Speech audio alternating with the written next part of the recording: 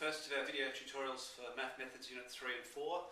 We're going to touch on a little bit more calculus. We finished our Year 11 Math Methods with the calculus topic.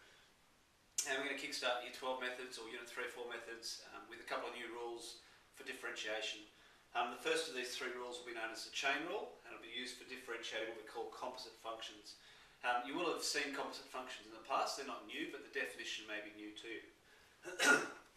If we consider a function such as y or fx equals 3x plus 1 squared, we can think of one function, the linear function 3x plus 1, inside of a quadratic function. So 3x plus 1 would be one function, and the squaring, the a squared, u squared, whatever variable we want to call it, would be the second function, the outside function. So our definition here that we can describe this is a composite function where one function exists inside another function. This will be one part of the course we touch on composite functions, and it'll come up again later in the course when we look at some other functions. Composite functions can therefore be differentiated by what is called the chain rule, and by definition our chain rule, we want to find dy dx. So we want to differentiate y with respect to x. It is broken into two parts. We're going to differentiate dy du, and I'll explain what u is in a second, and then we're going to multiply that by du dx. So even before we go any further, you can think of these like fractions. dy over du times du over dx. The highlighted ones in blue, du will cancel out, leaving us back with dy dx.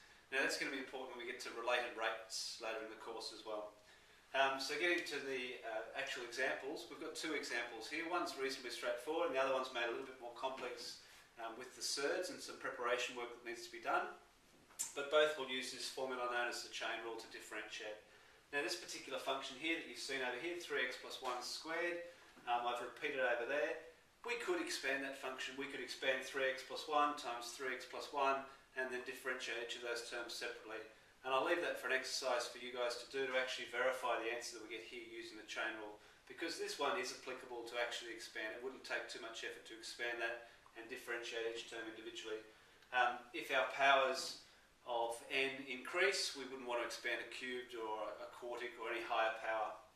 And we certainly, if we've got some sort of fractional negative powers, we need to operate with this chain rule. So what I talked about before is we have one function inside another function, and our first step is to actually define our inside function.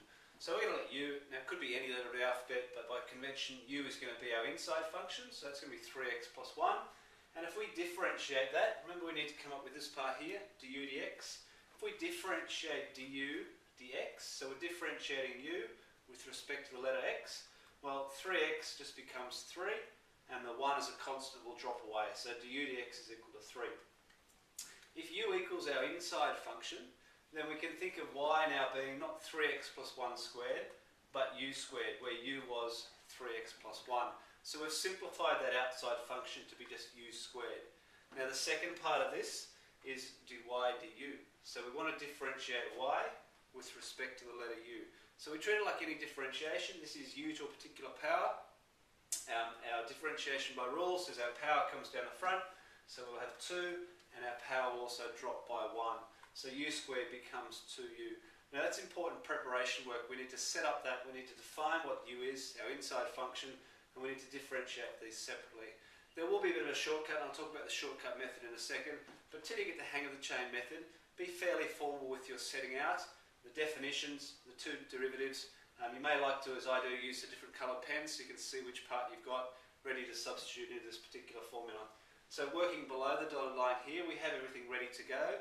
We'll just be substituting into this formula. So again, when you're learning the method, rewrite the formula. Write it out a few times, get used to what you're doing. You're looking for two parts, dy du and du dx, which we've already solved up here. So substituting in, dy du was 2u and du dx was 3. So when we combine this, dy dx is actually 6u.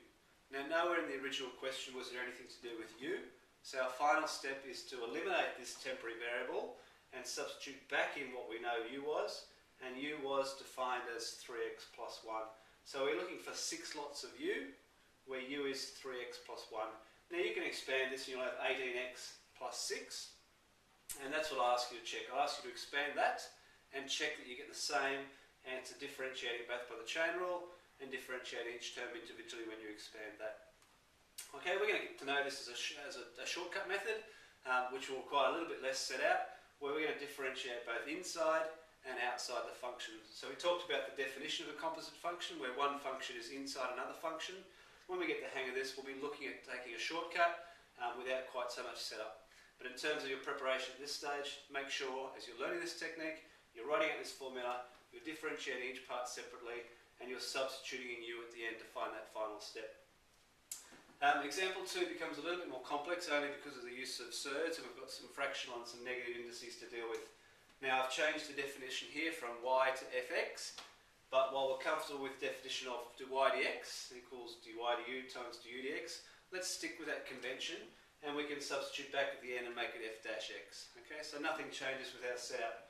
What we do need to do is we do need to take our fraction and our surd and use our index laws to get this ready to differentiate. So we really want the function up the top and some sort of power, negative power, fractional power, ready to go, ready to differentiate. Okay, so 3 at the top remains where it is. The x squared plus 7 will come up the top as a negative power, and that's what we'll have. Now 3 is just going to be a constant, it's going to stay through the differentiation through the whole process, but we're going to use exactly the same thing here, that u equals this inside function. So in the brackets, and quite often you'll see it in the brackets, and that's your clue for a composite function, x squared plus 7 to the power of negative a half. So we're going to define u equals that inside part, and we're going to differentiate that with respect to the letter x. So if u equals x squared plus 7, differentiate x squared, 2 comes down the front, the power drops to 1, and the constant will drop away. So the u dx is 2x. That's part of it. The other part we need is y, and do y du. So here, y equals 3, not x squared plus 7 anymore, but 3 lots of u to the power of a negative a half. Okay, so once we have that in place, we can differentiate y with respect to u. Constant out the front, the 3 doesn't change anything, and our power, negative a half, will come out the front, and negative a half will decrease by 1. So you need to be confident with both your fraction work and your directed numbers here. We'll have a new power of minus 3 on 2. We're going down with differentiation. Okay, so at this stage I haven't combined these, I've kept them all separate. 3 times the negative a half times u to the minus 3 on 2. Now similarly to what we did at the last stage here, we're going to have to substitute back in our variable x where we see u.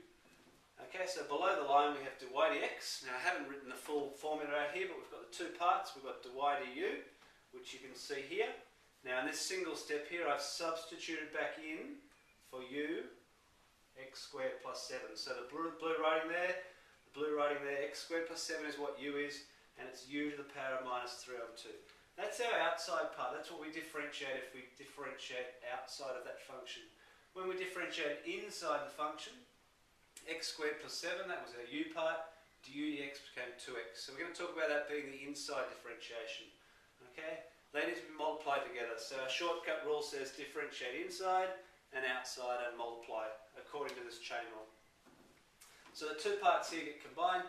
Now that's our answer.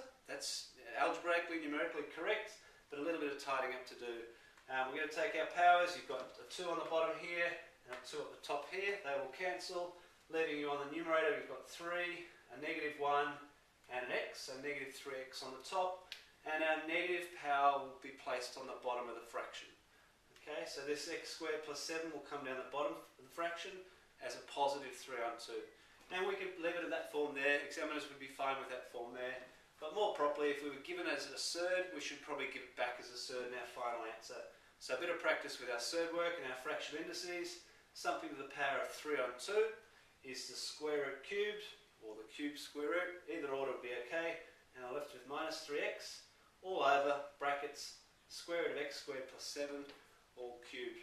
I'll ask you to check that on your CAS calculator, and we'll do a couple of examples in class on the CAS calculator as well, where we can define fx and use our calculus menu to check that differentiation as well.